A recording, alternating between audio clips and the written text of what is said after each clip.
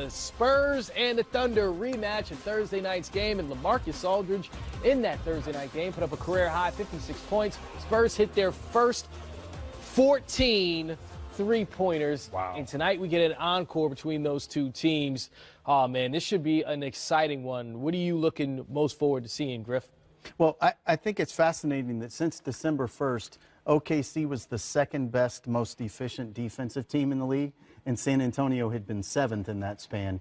And then they play the first game of this series and go 154-147. So there was no defense played whatsoever. I think it's going to be fascinating to see if OKC can do a better job of containing the post game of San Antonio, because I really felt like that got all of their shooters rolling a little bit. And I'm glad you were talking about that because you're getting pretty good at this media thing. That's a perfect segue to what I wanted to talk about. I see what you're doing here. It's a pass. Yes, it is. It's an assist, something that LaMarcus Aldridge isn't known to do in his career, and that is what I think that the OKC Thunder need to do as far as guarding LaMarcus. You want to show him different looks, force him into being a passer, whether that's giving him a crowded lane where you fake the double or make the lane look very, very crowded and do not come, or sometimes you want to just double him on catch or double him on first dribble. Mix up the coverages, front the post, force them to throw the ball over the top and double them in that aspect. San Antonio is capable of hitting threes, but they don't take a lot of threes. But what we do know is that if you let LaMarcus play one-on-one, he is capable of having big nights. And last time these two teams played, he had 56 big points. I think OKC has to diversify their portfolio in the way they cover LaMarcus. They have to throw 3 to 4 different looks at him. And it annihilated the smaller Jeremy Grant when Steven Adams was out as well. Oh, yeah. Well, Steven Adams, he is going to play, and that's a big thing for the Thunder, because he's a strong presence in. Just looking at that box score, seeing a guy like Terrence Ferguson, 21.7, 12 from the field. We keep saying with Oklahoma City, if they just had that third guy, right? And Jeremy Grant also with a really good game. Of those players, do you trust them to continue to excel and get better? Do you think that those guys have a higher ceiling? Well, I think Jeremy Grant is almost among a very elite group of people in this league. There are 5 position defenders. They've used Jeremy Grant on everybody from 1s to 5s. And there are times like LaMarcus Aldridge where he's just too small to handle someone in the post, but he's having a career year. But I could be in the minority. I've always thought of them as a big 3. Even last year, I thought of them as a big 3. It's just Steven Adams is the third in that group for me. At a bare minimum, he is a truly elite role player at a bare minimum, and very much the same way that Draymond Green is for Golden State. I think he's a high-level role player. I don't really see him in that big 3, because when I think of the big 3, I think of 3 really, really super dynamic offensive guys most of the time.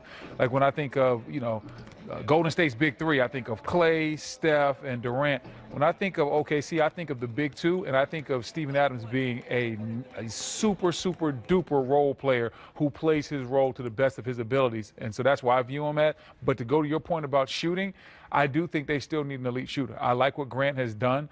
I think he's improved a lot. To your point, Griff, he is a guy that plays tremendous defense and probably the most versatile defender in the league.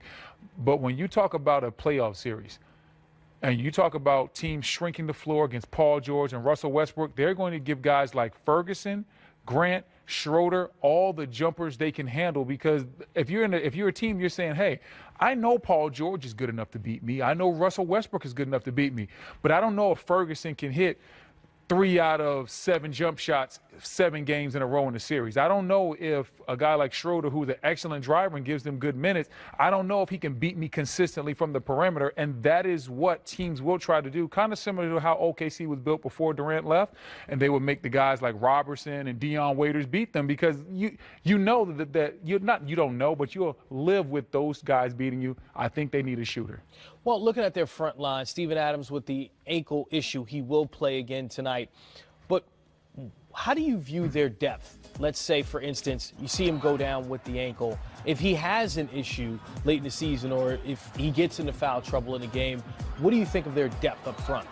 Well, I like what Nerlens Noel brings, and hopefully he'll be back soon. We're hoping he gets a speedy recovery. That was a gruesome hit that he took. But I think Nerlens Noel gives them a little something behind Steven Adams. I like the way he's played this year.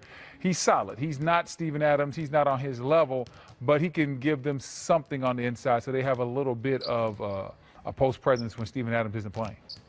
Patrick Patterson absolutely was not an answer for them the other night on LaMarcus Aldridge. The fewer minutes he can play in this particular matchup, the better. But again, in the absence of Nerlens Noel, they really don't have anything behind Steven Adams. Certainly Steven Adams, you see him moving nicely, looking like he's going to be able to perform tonight for the Oklahoma City Thunder as they face the San Antonio Spurs. That last game on Thursday night, instant classic. What's going to happen tonight? We're going to find out in a few minutes.